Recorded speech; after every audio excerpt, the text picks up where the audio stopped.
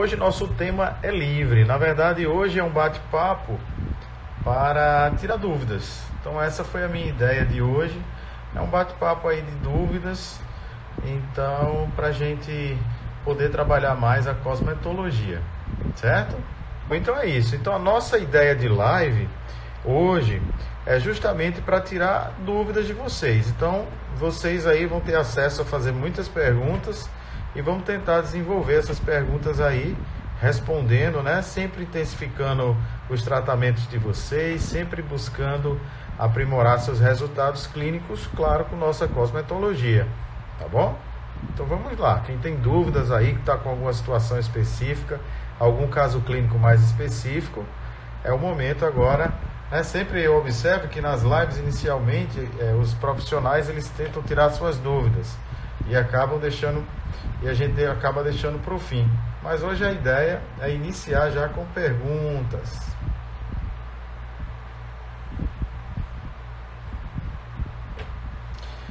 Bom, enquanto vocês vão aí formalizando suas perguntas, eu já começo com uma dúvida frequente aqui de muitos profissionais e que acabam conversando comigo e tirando dúvidas tanto no direct quanto no WhatsApp.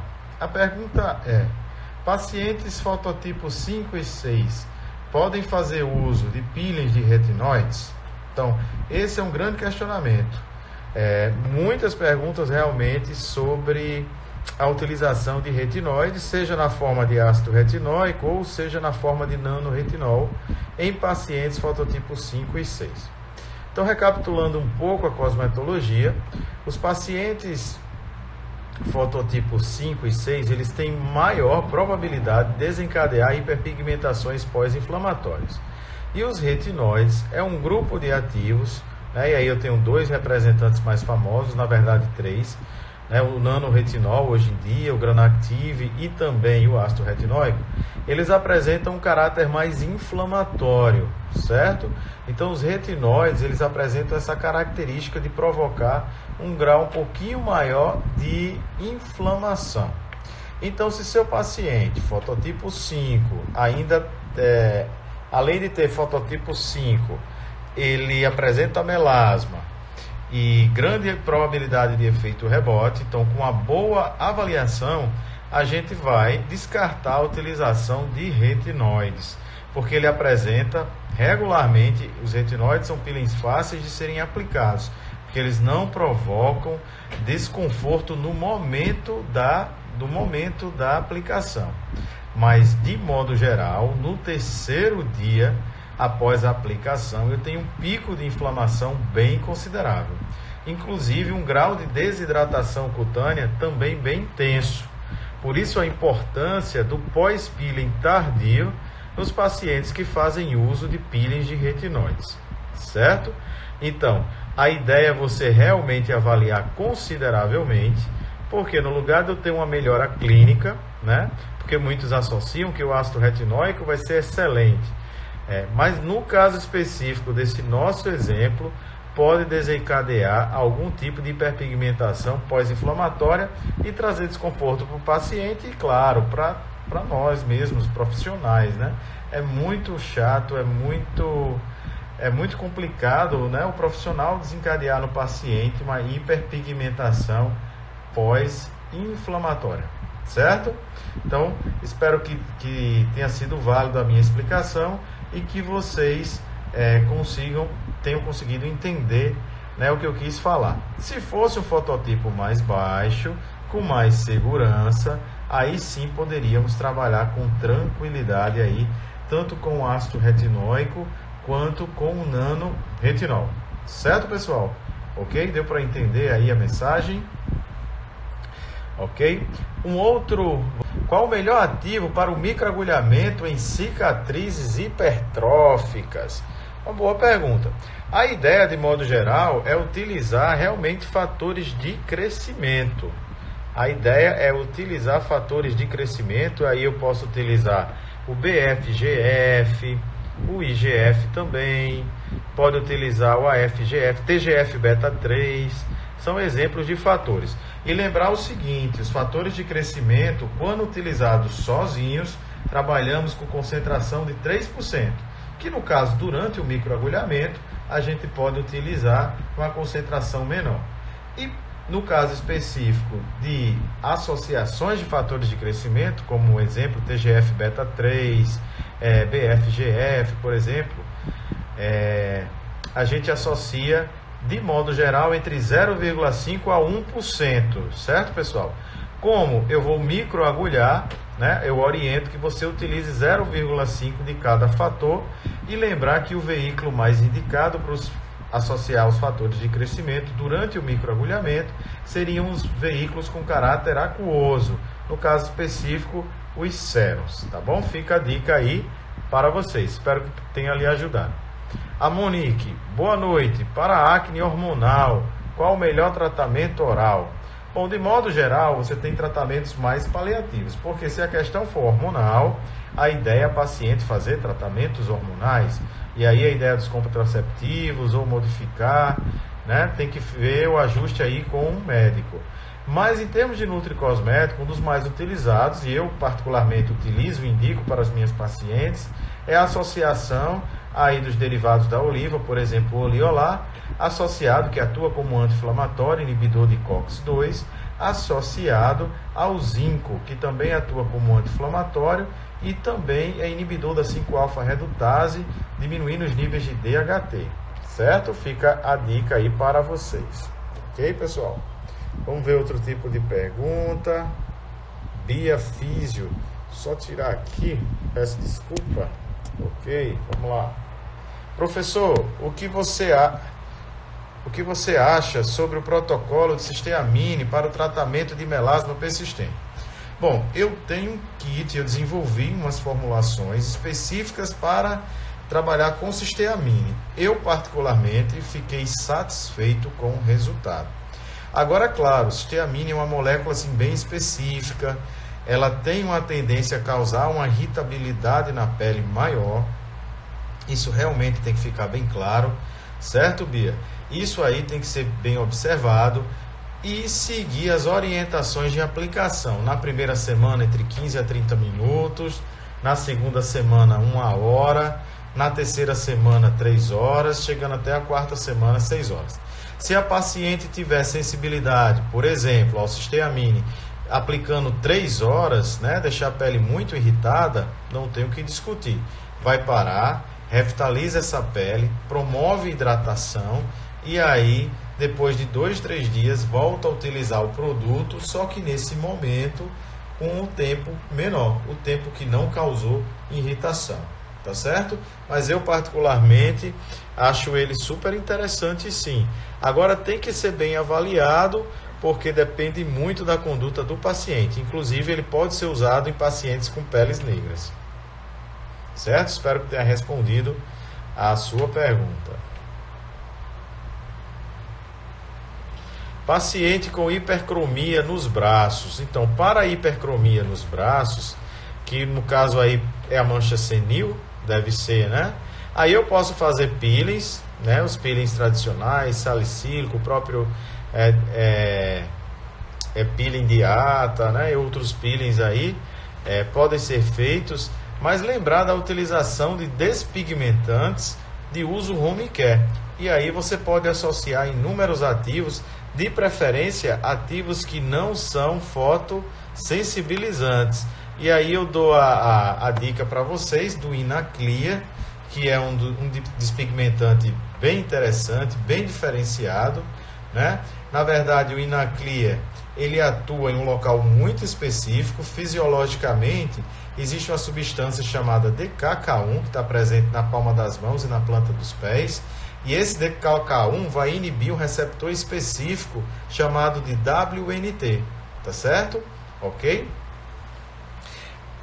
E aí ele vai justamente reduzir essa produção de melanina, certo? Então ele inibe esse WNT, né? O WNT que vai ligar-se a um receptor específico. Então esse WNT se liga a um receptor chamado FZD. E esse receptor, no momento que está ligado ao WNT, vai estimular a produção de melanina. E o que é que o Inaclia vai fazer? O Inaclia, que é rico nessa substância DKK1, desloca essa substância WNT e se fixa no receptor FZD. E aí diminui o estímulo da melanogênese. Além disso, ele interfere também na proteína MART1, evitando a ativação da PMEL17, resultando em diminuição da diferenciação dos melanossomas. E também ele atua inibindo a endotelina. Endotelina, que quando ligada a seu receptor específico, se torna um gatilho de ativação da enzima tirosinase. Então ele vai evitar a ativação da enzima tirosinase. Então fica a dica aí, se você não conhece, o Inaclia em concentração aí de 1%. Tá certo? Vamos ver se tem mais alguma outra pergunta. Boa noite. Aí, Vanessa, prof, uma acne pigmentada no fototipo 3, posso usar ácido retinóico, né? Ou retinoides em geral? Pode sim, fototipo 3 é bem específico, inclusive além da melhora da acne, ele também vai ajudar no processo de renovação celular. Então, nas hiperpigmentações pós-inflamatórias, ele, né, vai ajudar nesse processo de redistribuição da melanina, e nas cicatrizes de acne também, estimulando a produção de colágeno e elastina. É uma boa pedida, é um fototipo bem seguro para se usar retinoides. Boa noite, professor. A hipercromia nos braços, já falei de hipercromia nos braços. Bom, aguardando mais perguntas aí de vocês, certo? Então espero que vocês tenham entendido. Claro, nos braços, além do Inaclia, a gente poderia utilizar outros ativos, como por exemplo o próprio Arbutin, que é inibidor da enzima tirosinase, super conhecido, tem em todas as farmácias, tá bom? De nada. Centro de Estética, Ângela Custódio. Ok, Ângela, espero ter te ajudado aí, certo? Então, mais alguma pergunta, gente? Bom, então vamos lá, vamos fazer estrias. Ceci Castro Miranda. Eu creio que... Donde tu eres? É de Espanha, não existe? Bom, para estrias, realmente os tratamentos mais utilizados em cabine, hoje o microagulhamento, o Dermapen são muito empregados. Eu tenho a utilização dos fatores de crescimento, pode ser os mesmos que falei, né, aqui, TGF-beta-3, IGF, AFGF, sim, de Madrid. Então, para estrias em cabine, tu puedes trabalhar com peelings de ácido retinóico, em general concentração de 10%, e também se pode fazer peelings de ácido glicólico, em concentração de 30%, ok? Mira uma coisa importante, o ácido glicólico utiliza, né, emplea por 5 minutos em geral, e peelings de ácido retinóico, em geral, trabalhamos com 6 horas de aplicação. Outra pergunta, uma mancha hipocrômica no fototipo 6, o que pode ser usado para pigmentar essa região? Na verdade, a ideia aí é trabalhar com o dermatologista, fazer a indicação de um bom dermato, porque esse tratamento de repigmentação cabe a ele. Mas, de modo geral, o que se usa é uma substância chamada Tracolimos, 0,1 geralmente, certo? E muito usado também o polipódio leucotomos, e aí também a exposição à radiação. Mas eu oriento você a encaminhar esse paciente para o dermatologista. Oi, Áurea, minha amiga Áurea, tudo bem? Ok? Essa é a orientação mais prudente, já que não trabalhamos com repigmentação. A ideia é outra. Bom, outra pergunta aqui. Quanto ao uso do LED azul ou vermelho em combinações com ativos, pode usar? No caso, para protocolos de clareamento de hipercromias. Bom, para usar os LEDs associados aos ativos durante a sessão, é isso? Se for durante, você tem que observar se esse produto é fotoativado, certo? Se ele não for fotoativado, realmente o êxito não vai ser interessante. Com relação ao LED azul em si, ele pode ser extremamente benéfico, mas também pode ser, você tem que fazer uma boa avaliação. Em qual sentido essa avaliação? Porque se esse LED aqui, se esse LED não for bem avaliado de acordo com a necessidade do paciente, a gente pode ter uma resposta negativa, já que o melanócito possui receptores chamados receptores opsin 3, que são receptores de luz azul.